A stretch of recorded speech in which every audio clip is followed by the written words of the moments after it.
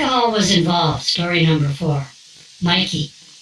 I have a couple of friends and colleagues I consider some of the smartest people on the planet.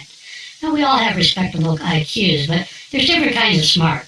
My Canadian friend founded a software company that solved a big problem in centralizing disparate business back-office support and operational systems. So he's smart, but he's damn witty, and I love that. We were drinking colleagues after a hard day of work.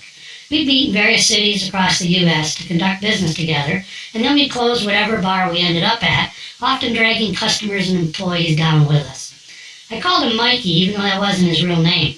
I had a nickname too, but telling that story would reveal my identity. Although not officially tested to my knowledge, Mikey had what I will call a photographic memory. I don't think that's exactly the correct description, because a photographic memory is actually an eidetic memory, which means one has the ability to recall images with high precision after only seeing it for a very short period of time and only seeing it once, often for only a few seconds. Mikey could recall text he'd read, and sometimes could even tell you what page the subject quote was on.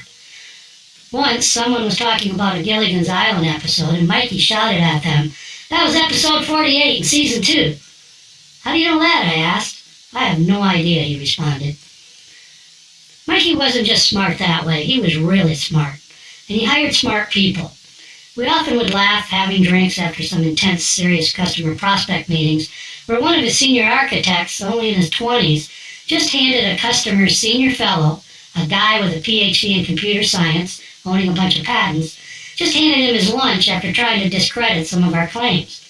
I also hold patents around the world and consult for CXO-level executive and boards, but never finished college.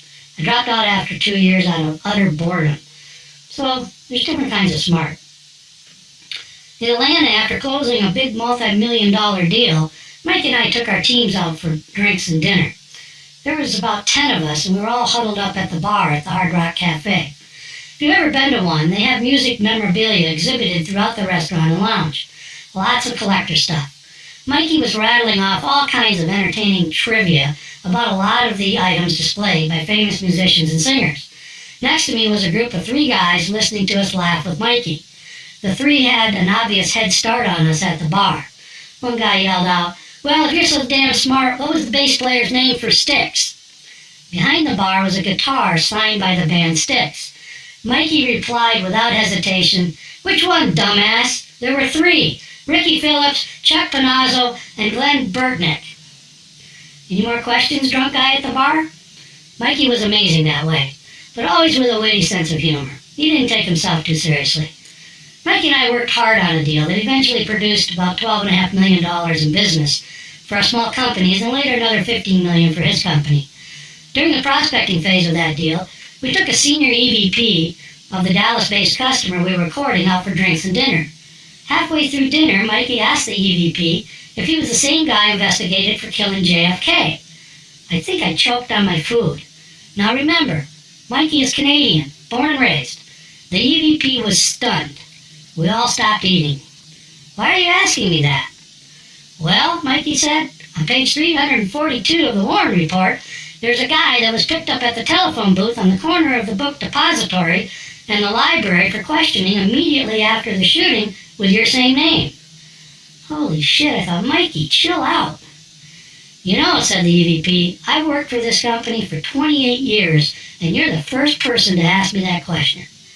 Oh my God, I thought, he is the guy.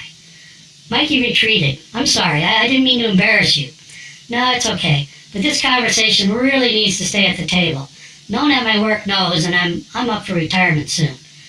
I assured him of confidentiality and received a commitment from the other people at the table that we would not repeat Mikey's exposure of some pretty sensitive but interesting information. It turns out he was the guy. Arrested, held in question for 36 hours as a suspect in the Kennedy assassination before being released. His buddy was on the steps of the library and was also taken into custody.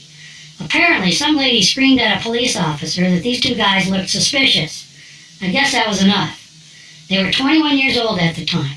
It's my belief that the entire dinner party, including the EVP and me, were more stunned at Mikey's recall of a page in the Warren Report than we were that we were dining with a man accused, if only for 36 hours, of committing one of the biggest murders in American history. I remember as clear as yesterday that I loudly said when I turned to Mikey, "You read the Warren Report?" After closing that deal, I bought Mikey a full first edition volume set of the Warren Report for his library. Later I learned Mikey doesn't even have a library. I helped Mikey recruit a new CEO for his company. At a meeting at dinner to discuss a possible future together, Mikey showed up with a shoe polishing box. You know, the kind you put your shoe on the top lid that opens and holds all of your shoe polishing stuff inside. The prospective CEO wondered out loud what this was for. Mikey quickly got on his knees, grabbed one of this guy's expensive Italian shoes. This guy made about $600,000 a year at the time. Put it on the shoe polishing box and started cleaning and polishing his shoes. All this in the middle of an expensive, posh restaurant. Mikey announced, "If you come on board and take the reins, this is the kind of service you can expect our teams to give our customers." We all fell about the floor laughing, including the executive prospect. After dinner, we met with another VP from one of our largest customers for some after-dinner cocktails at a nearby pool hall. We like to mix it up with a little variety and get people out of their comfort zone just for fun. The exec prospect tagged along and enjoyed taking his coat and tie off, rolling up his sleeves, playing pool and drinking cold draft beers with us. We talked football and laughed a lot. 3 of the 4 of us flew into town separately and was staying at a different hotel than the 2 co-founders of the company we were recruiting this big shot for. The customer drove home in his own car, but called me while we were on the way to my hotel. I was in the passenger seat of the rental car as he launched into a 1:00 a.m. conversation about some technical operational process issues that he thought we might have a solution for. "He's my largest customer. What am I going to do?" I listened and said, a lot. We pulled up to my hotel, and the phone conversation was still going strong. As I got out, I noticed my phone was missing from its storage case clipped to my belt. Standing in the open passenger door of the car, I told the guys in the car as I talked on the phone and looked under my seat, "Hey, my phone is missing. Help me look for it." The others quickly jumped out of the car and looked under the seats, in between the center console, looking everywhere. The exec prospect in his expensive suit was on his knees on the pavement, looking under the front seat. I told my customer on the phone, "Hang on, I lost my phone." At that moment, I looked at the phone in my hand and told everyone, including my customer on the phone, "Never mind, I found it." Alcohol was involved.